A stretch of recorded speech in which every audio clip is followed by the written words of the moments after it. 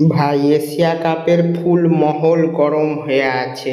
এখন পাকিস্তানরা Asia cup টি-20 match তারা boycott করবে বলে বলছে। কারণ তারা বলতে চাইছে যে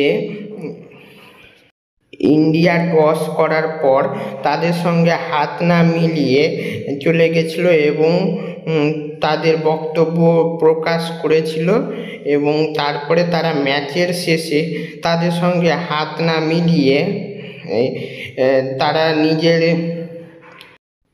তাই তারা বয়কট করতে চাইছে। কারণ তারা জানে যে তারা খেলতেও পারবে না এবং এই ম্যাচে ট্রফি নিতেও পারবে না।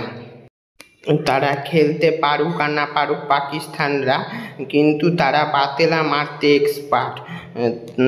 এক্সপার্ট হবেই না কেন এই ম্যাচে। কারণ তারা এই ম্যাচে এইভাবে যে হেরেছে তার জন্য তো একটা বাহানা লাগবেই, কিন্তু তারা কি বাহানা বানাবে তা বুঝতে না পেরে এই বাহানা বানিয়ে নিয়েছে। তাদের ইন্ডিয়ার দরকার নাই ওই রকম ট্রফি। ইন্ডিয়ার ঘরে অনেক ট্রফি সাজানো আছে, ওইটা পাকিস্তানের ট্রফি পাকিস্তানের কাছেই রাখুক, ইন্ডিয়ার দরকার নেই।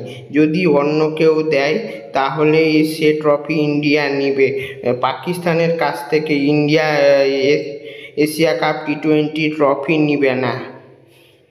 তারা এই বক্তব্যটি দিয়েছে। পাকিস্তানের ট্রফি পাকিস্তানের ঘরেই সাজিয়ে রাখুক, ইন্ডিয়ার কোনো দরকার নেই। তারা ম্যাচ বয়কট করলেও তারা সম্মানের সঙ্গে বেরোতে পারবে না, কারণ ইন্ডিয়ার সাথে এমনভাবে হেরেছে তাদের তার কোনো সম্মানই নাই। তারা খালি মিথ্যা কথা বলে এই ম্যাচ থেকে বেরোতে চাইছে। পাকিস্তান ইউএইর কাছে হারবে, আর যদি জিতেও যায় তবুও ইন্ডিয়ার সঙ্গে খেলতে এসে তারা দুমড়ে মুচড়ে একবারে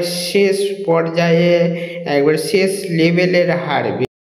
ইন্ডিয়ান টিম এই ম্যাচটি ডমিনেট করেছে। যারা পেহেলগাঁও অ্যাটাকে মারা গেছে তাদেরকে এবং তাদের পরিবারকে, এবং এই পেহেলগাঁও অ্যাটাকে যারা কাজ করেছে এবং আর্মি অফিসারদেরকে। আমার তো বুক গর্বে ফুলে উঠছে ইন্ডিয়ার এই কাজের জন্য। ইন্ডিয়া যেই কাজ করেছে, পাকিস্তানের সঙ্গে হাতও মিলায়নি ইন্ডিয়া পাকিস্তান ম্যাচে। ইন্ডিয়া টিম গুড টিম, সব থেকে ভালো।